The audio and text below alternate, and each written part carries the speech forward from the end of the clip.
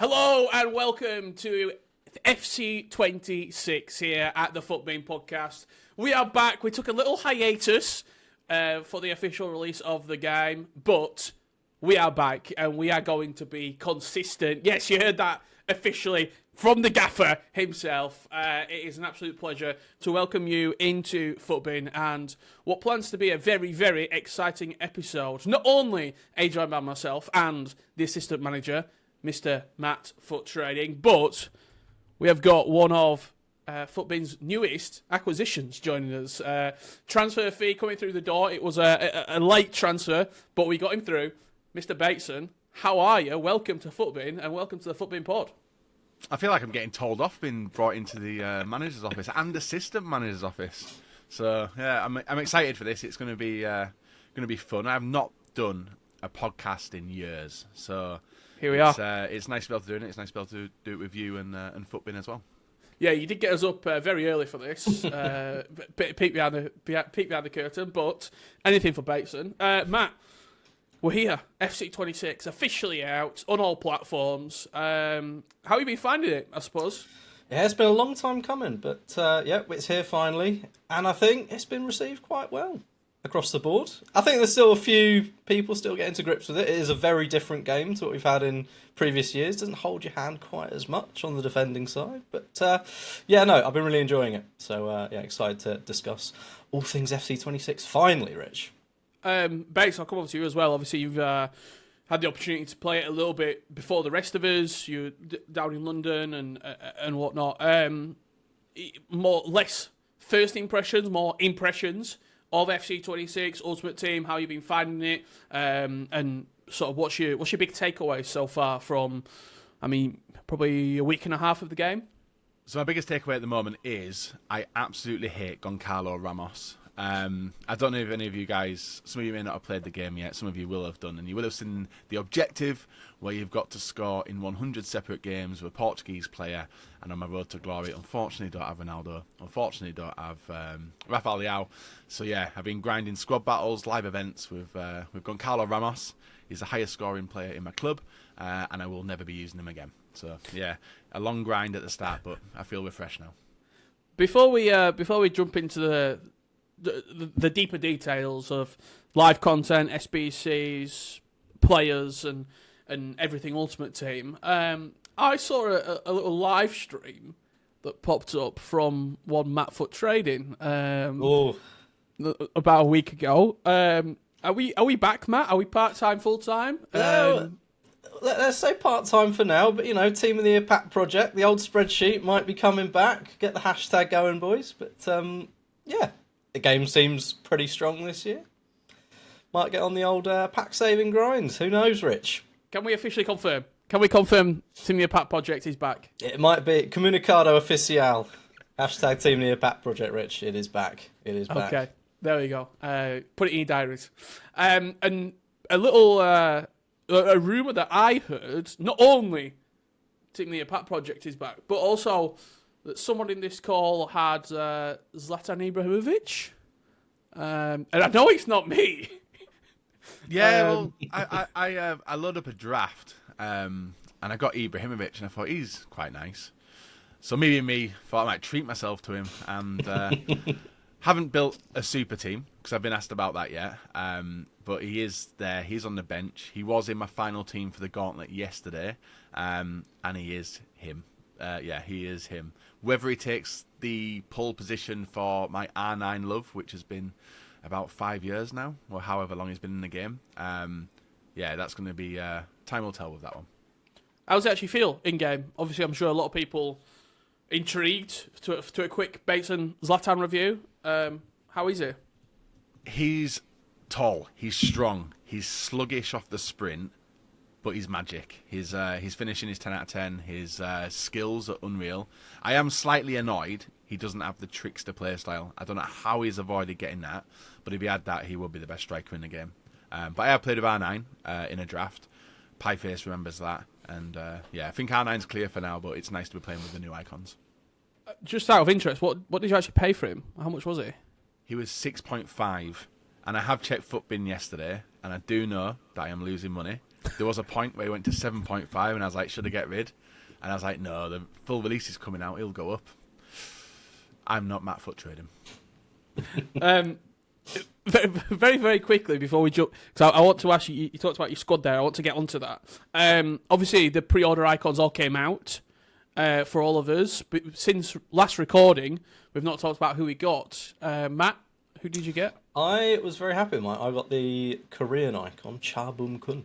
Okay. Very happy with that. He's been absolutely destroying it in Div 3 rivals now. So Bates? Still going strong. Road to Glory, I got Cece, and I turned my nose up at that. And she's actually turned out to be an absolute animal in that cam position, and she gets good when she boosts up as well. So for the start game, very, very good. So I've definitely kept her in my team. And then opened the main account where I was hoping for a big one, and I got CC again. Okay. Yeah, Can't get away. CC. I actually got Tony Cruz, which I think it's one of those that you don't get excited by. It's not like, wow, Tony Cruz, but it's a pretty middle of the road icon to get, all things considered. So I'm actually quite happy with that. We talked about teams. You just said there you're not using a super team, Bates. What sort of squad are we looking at right now? How's the Bates and 87 team looking? So it's looking full of English. It's looking full of Portugal. Just purely for the objectives. At the start of the game, I go ham with the FC points. I get loads of coins, I get loads of packs, but I don't really build a set team. That will change obviously come the end of the week because Champions is coming. But yeah, I've spent probably 80% of my time on the road to glory because I know how important the start is, and going liquid, trying to get the club depth up, because that seems to be a massive thing this year with getting as many players as you can in your club. And you guys have seen with the Gauntlet, I still think I'm going to struggle to put 3 teams together if I do make it there. What about yourself, Matt? How's the team looking? Obviously, I think last year it were all Charlton past and present, and searching for Charlton players. How are we looking this year? Well, Same thing?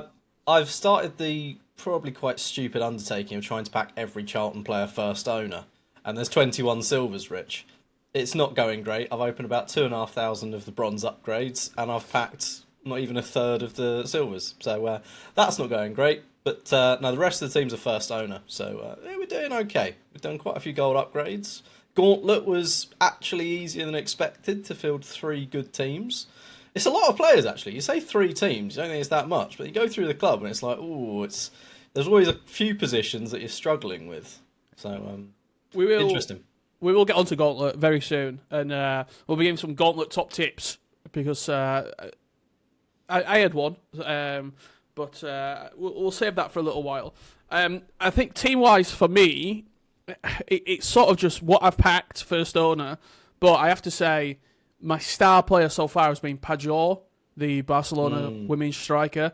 That finesse shot plus it just does things to me, I'll be honest. We'll delve more into Pajor later, when we talk a little bit about some of our favourite players and least favourite players to come up against.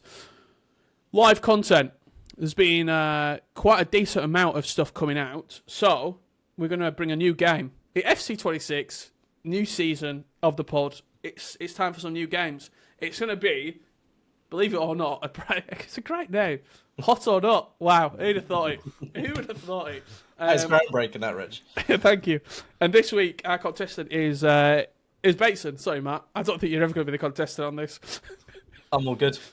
5 players. You just tell me, Bates, for the people out there, are they hot or are they not? Will they be getting done or will they not? So we're not going off physical looks? No, not today. Oh, I think you've let some of the viewers down there, Rich. You recorded at 8:30. Maybe if it was 9:30 p.m, we could go off the looks. But 5 players or 5 SBCs, and I will just tell you. You just tell me hot or not. Okay. We'll start with Goretzka's 85 flashback. Hot or not? Hot. Do you want an explanation as to why? We'll save that for after. Okay. Nico Paz. Hot. Matteo Retegui. Hot. Zubimendi. Not. And, finally, the Team of the Week upgrade. Not.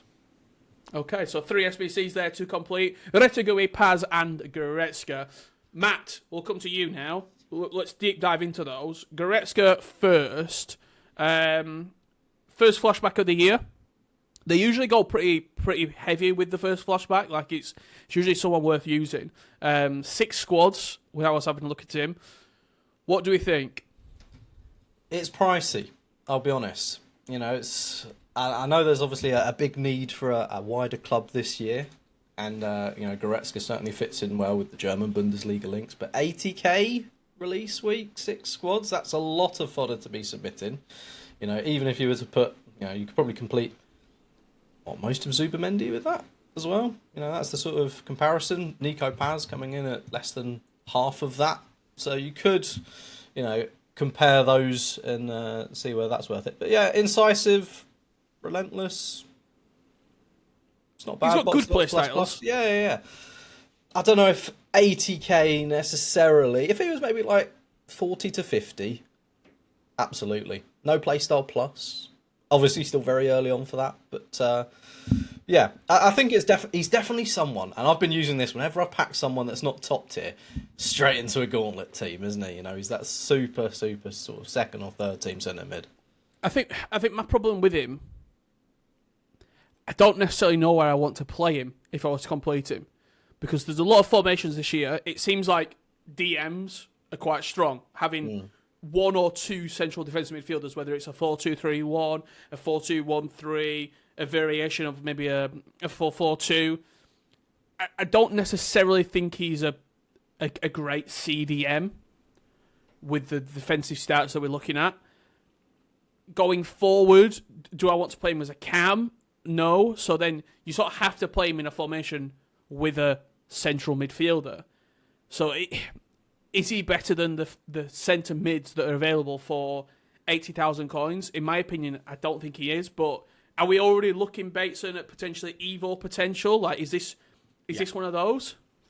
Well, yeah, I think every player's Evo potential at this stage, because I think a lot of people get FOMO when the early game comes out and there's an SBC that you avoided, and then a chain appears, and you're like, I really wish I'd done this. But I actually played with Goretzka yesterday in the CDM as a pivot DM, so the other one was holding defensive, but he's got a very good role, even though it's only a plus, box crasher.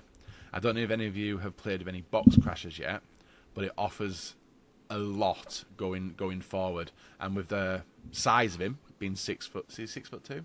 Yep. Yes, 6'2". He is very noticeable and literally is a definition of a box crasher. Well, I think you can see as well, Matt, here, just from like the thumbs up and the thumbs down, even the Futbin community, it's only 600 swing.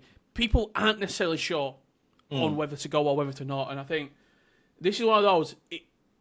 If he was 20k cheaper, I think he's in every team. If he's 20k more expensive, I think it probably phases people out.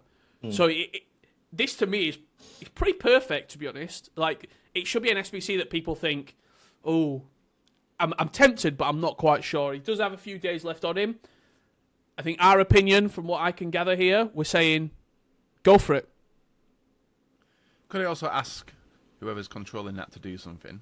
Go ahead. Go on to the put an anchor chem style on him and have a look at his rating per position. There, as a centre mid. So I've been playing around with this a lot this past 2 weeks, and there's a lot of players which get a lot more stats and play very, very different as well. So he gets the right boost in the right place. And the Futbin community are very hot. Switched on. Yeah, they are with the chem style picks, because I'm lazy and I go off what you guys choose. Right, let's have a look where else we can go here, because there's. I'm not going to do that for all the players, but I think he was, out of all of them, the one that probably has created the most conversation online with whether to do it or not. Very quick sort of just thoughts on those other players. You said Paz and Retegui both to go for. Is that simply because we want a bigger club, we want more sort of viable options, especially with Gauntlet? I think there was conversations in the early pitch notes that this might be up to 5 rounds sometimes, the Gauntlet. So we're going to need 2 more squads. If we're struggling with 3, having those sort of fringe players, Bates, and is that the thoughts on these SBCs where they are a little bit cheaper? Yeah, especially with Paz. Paz is usable right now for a lot of people who are doing the England objectives. She plays left mid, striker. She's got loads of alternate positions. She's very fast, got a very good shot, and she's the player I've seen the most for the past 1.5 weeks. Retegui, haven't used him. I've got him, and it basically is Italian Saudi League squad depth, and one for the future, and very, very cheap as well, which is always nice. And there's 2 tradable packs from Retegui, isn't there, as well? Yeah, that's also a massive positive for it. So, yeah, you're barely losing anything. For people who did do Zubimendi, Matt, we said not, but he was pretty much the first SBC that came out. It just didn't quite tickle me enough to get me over the line. No, I mean, he's a CDM, and, he's only got 4 playstyles, and one of them is low-driven. It doesn't excite me, and if we're talking about upvotes and downvotes, 330 upvotes, 2,009 downvotes. So, 113,000 coins for the first SBC of the year. Quite a big outlay for someone that probably isn't the best DM currently in the Prem, if we're looking at alternatives. Reinders, maybe. I don't even think he's top 5, to be honest, with what's available for the price as well.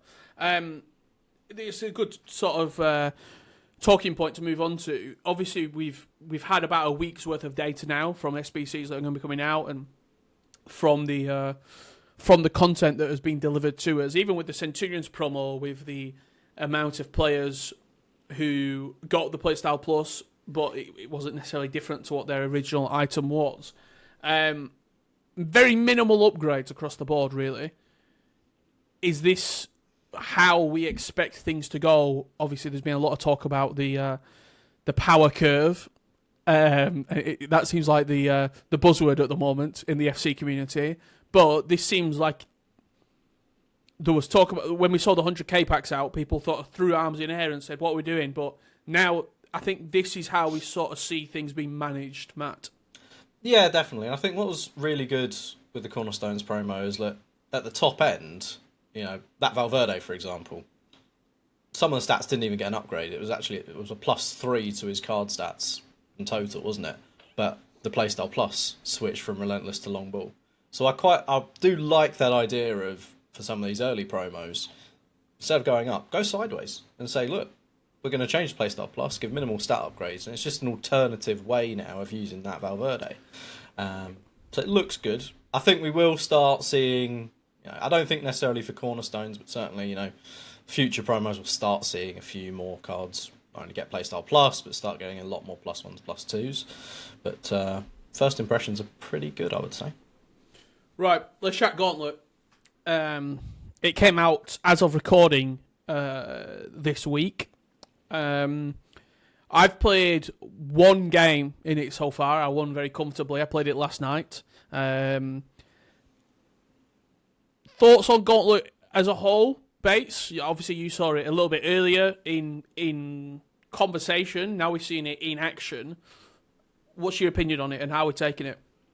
So I'm old. I miss the daily knockout tournaments. I love the competitive edge. My favourite game mode, for anyone who doesn't know me, it's not Foot Champions, it's not the store packs, it's Draft. I absolutely love 4 games and testing out new players, and I think Gauntlet gives you that try, basically, to try players you've never used before, with the depth.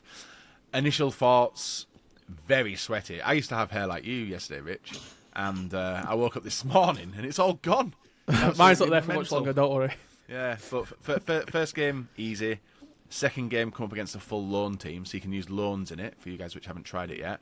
And that one got all the way to penalties, which was very sweaty. And then I won 10-2 in the final because I think he had depleted his club depth and he was left with the ruins of it, whereas I worked the other way around, where I went weak to strong, and he came up against Ibrahimovic, Florian Wirtz, Virgil van Dijk, etc., etc. So, yeah, I wanted to make sure I got that 84 rated kudos in my club.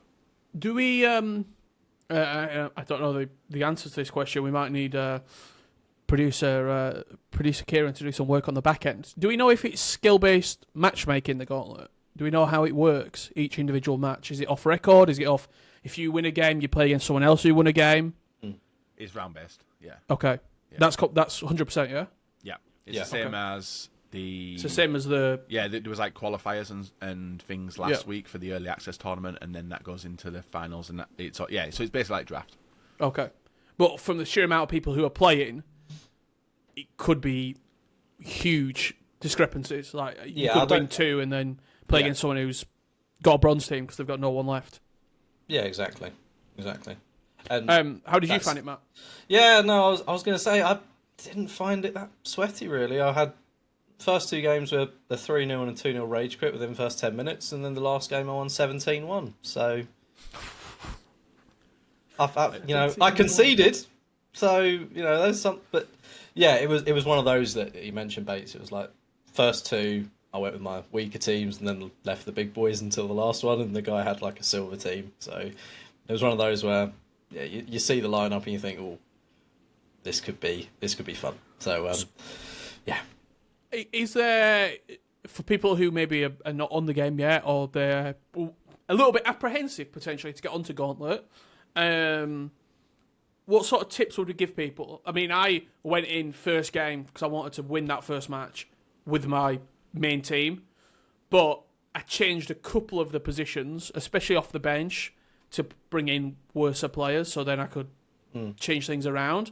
I think, for me, don't be afraid to use your loans. That's what they're there for. Like, if you've got loans, if you've opened store packs and you've got those Centurion loan players or the high-rated loans, don't be afraid to get them in. And it's only 3 matches. Like, it's not a champs run where you're playing 15 games. I think it's also not the end of the world, Bateson, if you do lose a match. No. Well, you still got, I think it's 4 days in total, so you got 4 attempts at doing it, which I've got a pet peeve with the game already, and it's in the menu section where it tells you when it's upcoming, but it doesn't tell you how long it's there for. So I was under the impression that it's one and done. So I had 24 hours to do it. And that's only because of the finale tournament last week where that was 24 hours. So I have told people from EA Sports that they need to be adding a timer on there just so people can plan the week and not worry about it being 24 hours. And I think that's what a lot of people got yesterday was, actually it's 4 days, I've got 4 attempts at this rather than one and done. So no, I'm excited to see how it goes, but I'm not looking forward to 5 rounds. And just for people who may be asking the question, if you win it once, if you win it on the first try, can you then go back in and play it again? Or are you locked out of the mode? You can still play it. There's actually an objective tree alongside it where I think it's... I'll pull it up, actually. So if you win it the first time, that gives you 3 wins and... What else does it give you? See, live events. So there's win 5, win 6... So I'll have to do it again either today or tomorrow. Play 3, win 1, win 2, perfect round, and win 3. And the rewards for this stage of the game are quite good. I know a lot. It takes one to something else where a lot of people have been complaining about the store packs and the 100k packs being given out. But the packs which are being given out in rewards, even for like flash rewards, they're pretty high. 84 rated, 85 rated packs. I think for the group reward for this one, you get an 85 rated player, which for free to play is absolutely insane. So that's one thing I was going to ask you as well. When the Gauntlet mode was talked about, we didn't really know what the rewards were going to be. Matt, is this what sort of way you expected it to be, or is it even maybe a little bit better than you thought we'd get at this stage of the game? I certainly expected the Kudus type players, those exclusive players that you get for winning.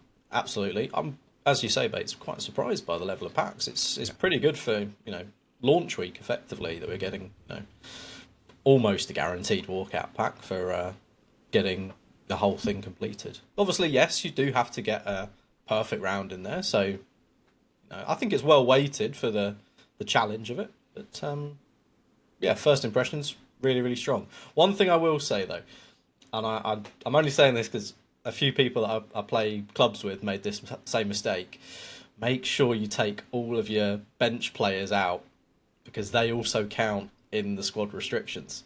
So I had someone who had all their best loans on the bench, couldn't use them for their second game because they used their rivals team effectively. So make sure. Just one quick comment on Kudus as the reward. Not a blow your socks off type player, but a nice reward for people playing this mode and achieving success in it. Do we see these rewards in the similar vein as we go down the line as like a Mycon from if you remember last year where that cup was, where you had to win 18 out of, I think, 24 games, then you got the Mycon special item, or the rewards that we got from that? Is this where we see those potentially fitting in? Do we see it potentially being more, I would love it as more like cosmetic shells, like if I win 5 out of 5 Gauntlet, I get something that I can show, that I can put on like an Evo as a shell of a player that no one else can have, because it's more of like a vanity item rather than an actual player. Where do you think, Bates? Like, would you rather it be players and like almost coin heavy rewards, or more cosmetic? I think I'm happy for the players, and that's only because I've got my Road to Glory head on. I would love to have this kudos. So straight after this, one of the first things I'm doing is I've got to somehow make 3 teams with what I've got over the past couple of weeks. But you've got to remember the tournaments still exist, and they've actually come back with a very different place. There's loads of things coming with loads of live events. So we got the Cornerstones qualifier coming in 5 days. Then you got the finale. So there's going to be, I think that's where the cosmetics and the packs are going to be. Whereas I think the player does feel like it's going to be within Gauntlet. How hard do we see 5 wins in a row being? That's the thing. When it gets up to 5, I think to field 5 teams as well, 3's tricky. Yeah. I think that's where Gauntlet can kind of, the rewards, they should almost be potentially even more player heavy. You should be, maybe the group reward should have been an even bigger player rather than just a pack, because I think that's where they can really make a big impact, is sort of curing those pain points of certain leagues. If it's a fullback in Serie A, for example, or a left wing in the Prem, that can kind of help people build out these squads. But the one thing I do hope, if they're doing 5 rounds and there's going to be some sort of requirement, imagine it's a 1 nation team or a 1 league team, that needs to be planned weeks in advance so you can do the SBCs, do the packs, do the objectives. I mean, surely it would make sense at some point with the amount of silver things we've got that there will be a silver Gauntlet at some point, just with the sheer amount of silver items that are available in game. And I have to say, I have done none of them. I've got nowhere near it. But you say that, Rich. It's a real sort of tricky situation that EA are in that regard, because if you do have a 5 round of anything with a requirement, the market side of that is going to be impacted so heavily. You've seen it already with the silvers for the upcoming silver event, which is 20 games. Some of those silvers have been extinct for quite a while now, and they're having to put those prime silver players packs to get that supply onto the market. So it's a difficult balance, I would say. And so, very quickly, I want to ask about the market. I would be remiss to not, with the Gauntlet that came out with the rewards, with the player kudos as well. Has there been any real downshift in market from the Gauntlet? But even if it's not now, in future Gauntlets, could this be something that traders keep a really close eye on which players are coming out? And for example, if we get a Haaland as a reward for 5 Gauntlet wins, that I think EA's got to be quite careful, because there could be huge ramifications on who they give out here and how that impacts.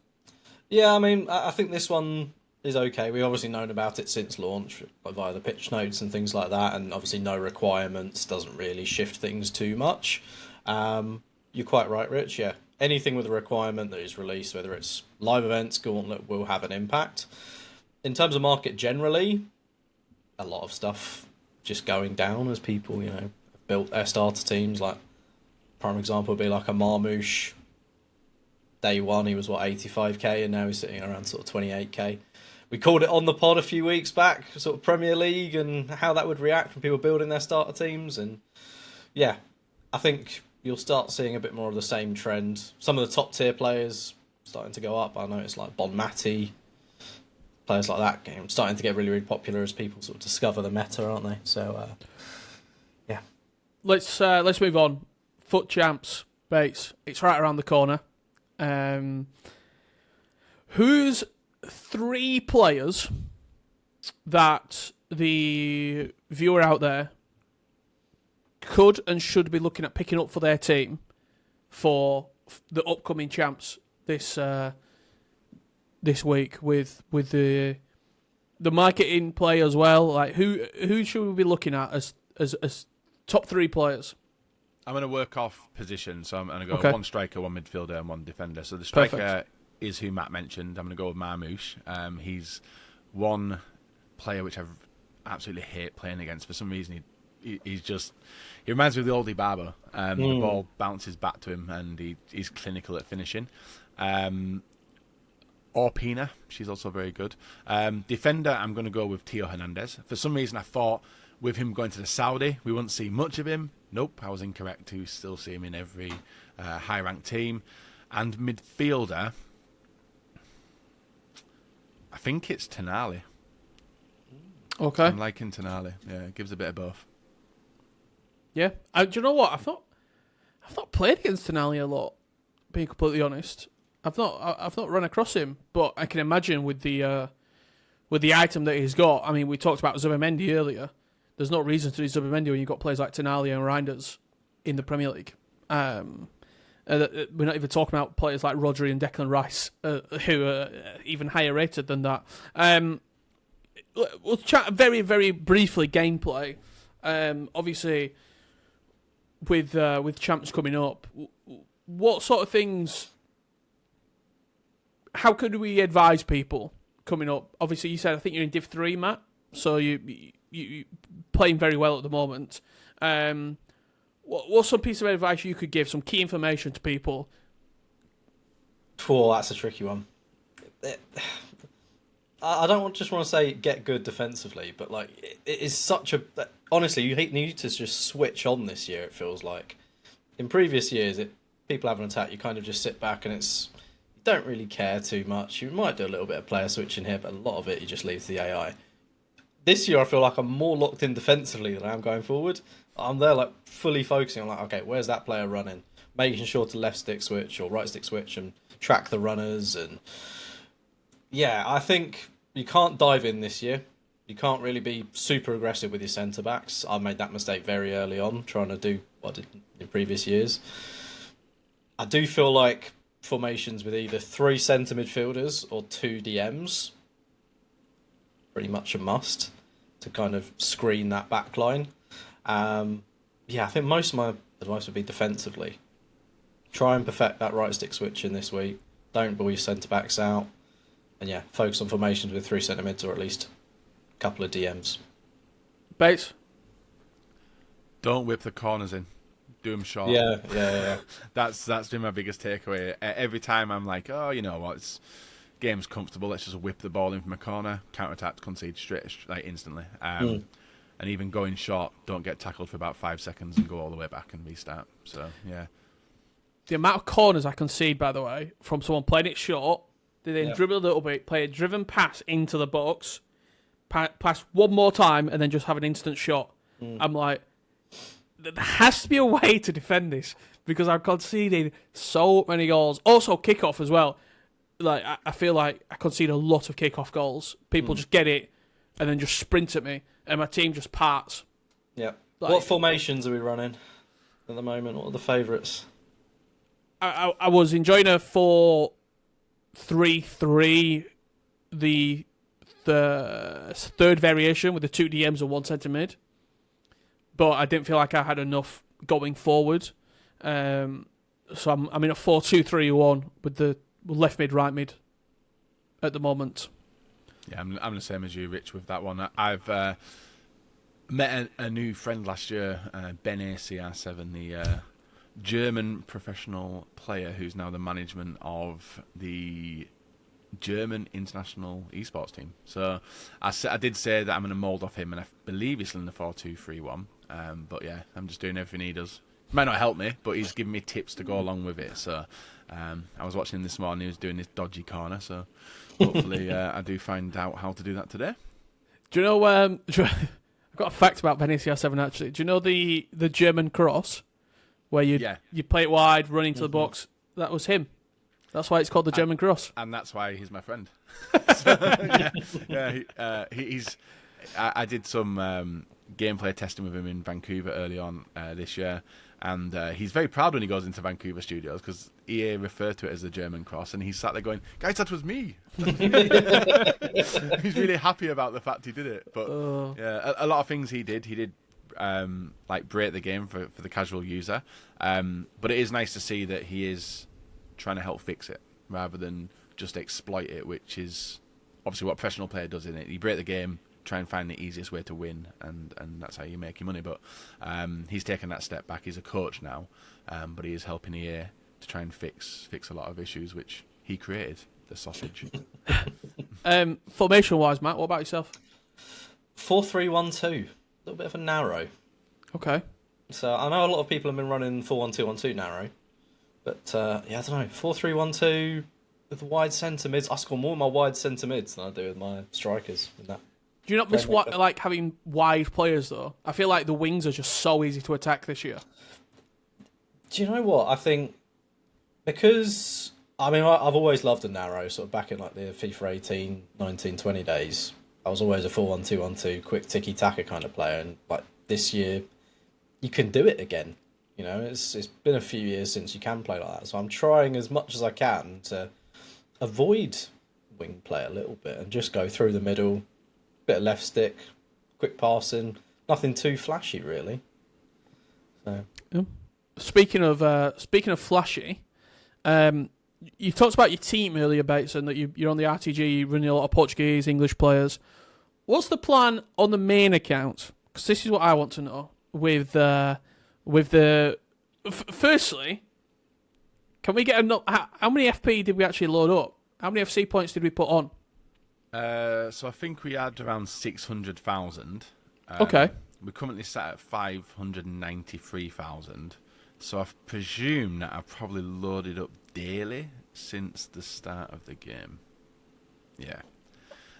But I also do have the PlayStation account, because I'm primarily Xbox now, where I am carrying over 1 million FC points. I've done it for 3 years now, and it's just sat there for a rainy day for some reason. So that's been from, what, like 23? Those points have just been sat there on the account? Yeah, someone scared me with the PlayStation Stars getting removed, so I was like, I'm going to get like PlayStation Stars spent, and I got 1.1 million FC points in Stars. So yeah, Sony, you can take away the PlayStation Stars now. But I am screwed if you ever decide to not have the FC point carryover, because it'll just go. It's going to be a really good weekend. how many PlayStation Stars is that? I'm more interested in the Stars. I think I tweeted out ages ago. I can't remember how much it specifically was, but I was putting a warning out for people, and people were like, "Oh, that's stupid. They'll never get rid of it." But I think they actually are getting rid of it now. Yeah, I think they are. Yeah. Yes. So each week I do load up probably about 100,000 at the moment. I'm still looking to get enough money to buy R9. I'm at 5.5 million, but there's players which keep coming out where I'm like, I want him. So like 6 million was taken away with Ibra. And I made a stupid purchase of Cornerstone's Valverde on Friday night just to make a video. But that's the joys of making content. So what's the actual plan with that team? Are you just wanting the best players, or players that you like, or like what's the aim? I think I've changed the way I treat my main account now. I wouldn't say it is my main account. I'd say the Road to Glory is my main account. I more look at this as a content account where, say if I want to play with a Barcelona team, I can go and buy every Barcelona past and present that I wanted to. Or say I want to get Nep on, and Nep wants to build me my FUT Champions team for the coming weekend, then he's got free reign to spend on what he wants if he wanted to build his dream team. So yeah, literally look at it as like a pack account and playing with the best players. Because I've noticed on Twitch and TikTok, every time I load up the account, a lot of people come out the woodwork, and I want to jump back onto the road to glory, which is more fun. Yeah, I mean, Matt, if you had free reign to pick up any player, who's the first player that you'd be going onto that market to go and buy? Full Charlton team, mate. Full Charlton team. Sonny Carey. No, it probably would be Ibra. I've just heard so much about him. You know, he's a shiny new toy to some degree, isn't he? Of, you know, a potential R9 replacement, which we haven't had for many a year now. So, I actually used, speaking of R9 replacement, I used Mia Hamm in the draft, and I have to say she was incredible. Like, scored every single goal, super quick, and she was one of those icons. Obviously, she came in last year, and the pros like ran with her. Like, she was really, really good. But then I think this year, with the restriction changes and whatnot, and just her price being what it is, I do think people are a little bit put off it. But yeah, she's as good as she was, if not better. I think with the Playstyle Plus as well of Low Driven, like it's a real top level icon. If you do have the coins to spend and you need a striker to lead the line, I can tell you just from draft experience, she's right up there as one of the very, very best on the game. One more Ultimate Team question, and then we're going to talk a little bit of football before we wrap up here.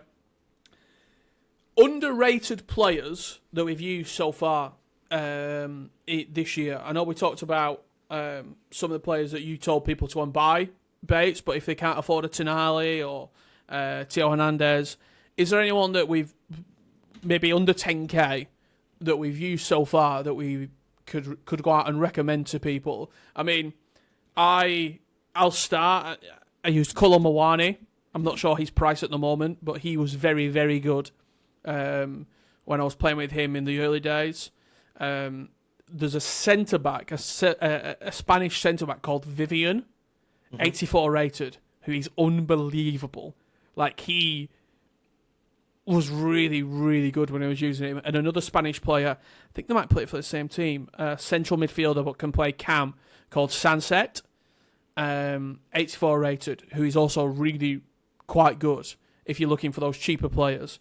So there's three quick ones from me: striker, midfielder, and a defender. Bateson, anyone for you that's like a cheap gem? So you've taken one off me, and the first one we go with is Ayoze Perez. He is very, very good. He plays striker and cam, I believe. His price was towards 15k. I think it's dropped below the 10 mark now. Vivian, he is going under the radar quite a lot. A lot of Spanish players are, interesting enough. I don't know why it's not a nation which gets a lot of love in Ultimate Team, but there's a lot of decent starting players there. Midfielder, it's a difficult one for me. That I'll probably go with Xavi Simons. I think a lot of people like him in the cam position as well. It's a great shout. Matt, yourself? Up top, it's not below 10k, but it is below 20. It's actually Alessia Russo. Slightly out there, but left stick dribbling. If you're not really one that likes a lot of skills and just wants to left stick and do a bit of passing, very, very strong. Really, really enjoyed her. In the midfield, actually a free option for season level 10, that James Ward-Prowse actually made his debut in the Gauntlet, and I was very, very impressed with him. Ping pass, technical, a couple of really good roles in there as well, box-to-box, plus, and playmaker. And yeah, the stats all round are very, very strong. Also good to have someone with Dead Ball Plus in your team, and he has 99 free kicks. So yeah, definitely my centre mid pick. And in the back line, probably Ezri Konsa. 1,000 coins. And I believe, if I'm not mistaken, he has both Jockey and Anticipate base with a relatively good pace split, 72 acceleration, 78 sprint speed. So yeah, a Gauntlet wonder kid. There you go. There's some top tips and some top players. One more quick one as well. I know he's not underrated, but I played with Bruno Fernandes. Really good. Like, I have to say. Passing, great. Shooting, he can dribble. A little bit disappointed with his playstyle plus, but it seems like everyone's got Relentless Plus this year. Who's any good? Like, it just seems like the play style that everyone's got. I know when we were talking about the database in the last episode, we noticed how many people have got Relentless Plus, and that seems to be a running theme. But Bruno, for like 15k, if you need a central midfielder or a cam, Premier League, a great option. Speaking of the Premier League, perfect segue. Let's talk about this last weekend on the pitch, because there was some pretty shocking results. Crystal Palace defeating your side, Bateson, Liverpool, last minute winner, Eddie Nketiah. I mean, firstly, just got to say, like, what a performance from Palace. What a run they've put together. But I did watch the game, and Liverpool just seemed quite off it. Yeah, so before we talk about this, because it's making me feel terrible wanting to discuss what was the weekend. Can we take a step back? Because there's one thing we've not covered today at all, I don't believe. Okay. Goalkeepers. Yep. Then I will give you my thoughts, because I've got it wrote down this here for a bit of paper in front of me. Who is the goalkeeper pick under 84 rated that you guys would go with? There's two which cause me so much pain, especially when going for low-driven shots. The first one is Chevalier, the French goalkeeper for PSG. And the second one is Nick Pope. I mean, I was using Vicario for a little while, but then he's not 84 rated. I've got a packed Oblak untradeable. I've just been using him. Yeah. But the reason I didn't really speak about goalkeepers, I just think they're all terrible. I think any shot goes in. Really? I'll be honest. Yeah, like my shooting's just better. I'm a lover of the goalkeepers this year, because there's chances where my opponent goes through and I'm like, oh, I've conceded. No, I haven't. Somebody's made an insane save. But there's times where I'm shooting and the keepers are saving absolutely everything. It's usually them two keepers which are doing it. But yeah, I think there's going to be some tuning for the goalkeepers, and I am hearing that basically the same. You either absolutely love the goalkeeping this year, or you're a person who's conceding every single goal. Thoughts on keeper movement so far? Bit OP. I mean, I think with how, if you're shooting outside the box, I've got no problem goalkeeper movement being a thing, personally. Mm-hmm. I think, especially with how goalkeeper movement's got to be in the game when, from last year's, where you could Travella from like 35 yards and it go in. Like, for me, goalkeeper movement has to be in then. Because I need a way to be able to prevent that mechanic. I think now where shooting outside the box isn't really a thing. Like, the amount of chances, I don't think I've conceded outside the box other than like a free kick. Mm. So inside the box, I do move the goalkeeper, but as soon as I move the goalkeeper, the opponent just shoots the other side, and shot power is so strong that the ball's past me before I can even think about moving back. So I've just not been moving the goalkeeper at all at the moment. I don't think there's a huge benefit in actually moving them with how sort of smart, I don't know if that's the word, smart the AI has been and is with how like they save the ball. That's my sort of take on it very quickly. I don't move the keeper. I'm someone who cries when I come up against an opponent who does move the keeper but moves them left and right. I move the keeper a different way, and it's the one which is you're meant to use it for coming out for the cross, which is double tap triangle or double tap Y, and it quickly shuffles them to the far post to make insane saves. But as Rich said, if you come up against someone who knows what they're doing, it's an empty net and you look like an idiot. Yeah. But if they do pull it off, and for some reason this year with the double taps, they pull off some insane saves. But then again, shot power is key. If you power it up, it's going straight through the keeper. Yeah, pretty much every time it feels like. The last thing on goalkeeper, I don't know if you've played the as the goalkeeper yet, whether it be on clubs or in Rush. That is a completely different experience. Like, you actually have to press it's really hard to explain without showing you it. But all I will say is, just go and do it. Just if you watch this video and you want a different experience on the game, just go and play one game in goal. and just see how it goes for you. It's like green time saves, isn't it, Rich? Yeah. It's like anime goalkeepers. Like, at if certain you're points. coming out for it, you have to press the button to like punch or catch. Yeah. Like depending on like you can't just hold triangle. It's crazy. Back to Liverpool. Back to Crystal Palace very quickly. We weren't getting away from that. We've only got a few minutes left. What happened, Bates? What happened was something which probably should have happened earlier on in the season. Liverpool haven't clicked. The team has got lucky with the late results, even though they have kept pressing, they've earned that luck. But yeah, it was a disaster class. I think if we didn't have Alisson in net, it could have been a lot more of a higher scoreline for Palace than it was. And this is not taken away from Palace, because Palace are a team in form, and they have been for a long. I think it's 10. Is it 10 games unbeaten in all competitions? I think 18. I saw 18. Yeah, I think I saw 18. And I know in my streams I've been talking about how a lot of people are asking me what score the Palace game will be, and I was like, I think it's going to be a loss or a draw with Liverpool. And everyone thought, well, they've been decimated in the transfer market. They've lost Eze. Guy has had his head ruffled with Liverpool showing interest. But they've still got Mateta. They've still got Sarr. They've still got these strong players in the team. But yeah, I think it was a wake-up call for Liverpool. Didn't help with Ekitike taking his shirt off and getting his second yellow, so he missed that game. Would he have helped? I don't think so. I think the defence needs sorting out, because Frimpong's starting on the bench. I think the manager's preferring Dominic at right back over the two right backs that we have in the club. And then when Frimpong did come on, he made the counter-attack for the final corner. He pushed out, left his man, 3-goal, 2-1. So, yeah, wake-up call.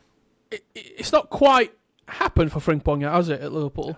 He doesn't feel like a right-back. He feels if he's playing, it's Liverpool playing two centre-backs with a right wing, Salah cutting inside that little bit and leaving a massive gap, whereas we did that not as attacking with Trent, and we're exposed down that side already. But yeah, he'd be perfect at Man United as a right wing back.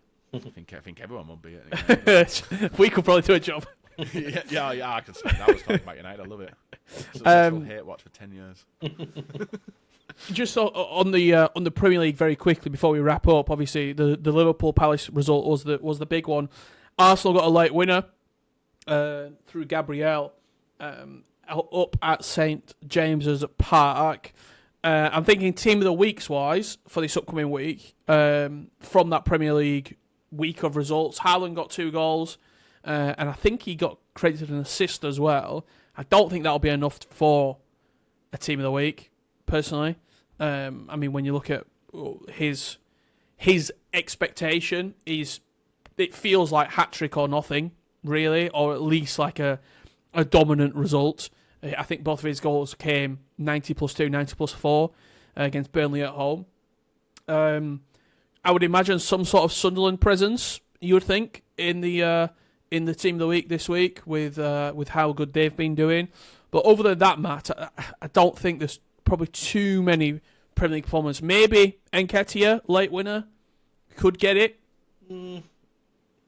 Yeah, I think it depends on other leagues, doesn't it? You know, if you're looking at Haaland, what other big strikers have you got? Obviously, Julian Alvarez, hat-trick. Chances are he takes that spot as like a premium striking option.